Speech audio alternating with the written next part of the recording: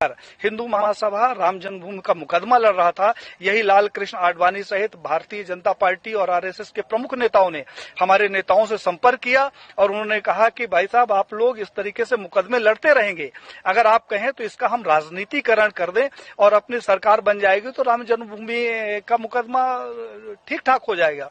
और साहब, हम लोग साइलेंट हो गए, अपनी छाती में इनको बैठाकर पूरे भारत में रथ यात्रा निकाली और उस रथ यात्रा से इकट्ठा हुए 1400 करोड़ रुपए ये लोग डकार गए, जिसका आज हिसाब नहीं है।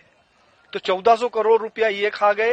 हिंदुत्व के नाम पर जो भी प्रखर नेता आगे आता है, कहने के लिए थोड़ा सा बुरी बात है लेकिन कहना जरूरी है, अशोक सिंघल जी को मैंने पत्र लिखा। हमने कहा 1400 करोड़ रुपया जो राम जन्मभूमि का इकट्ठा हुआ कहां गया।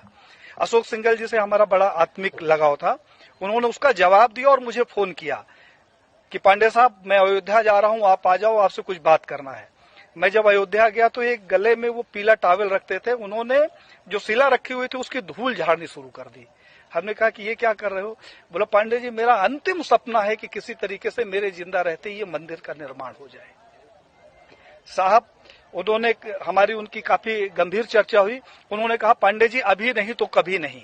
तो हमने कहा, क्या करोगे, आप लड़ तो सकते नहीं। बोले कि अब मोदी है और लड़ूंगा भी और विरोध भी करूंगा। और साहब, अशोक सिंघल जी एक स्वस्थ व्यक्ति जिसके साथ हमने 2 दिन बिताया, वो दिल्ली जाता है और अचानक उसकी मौत हो जाती है।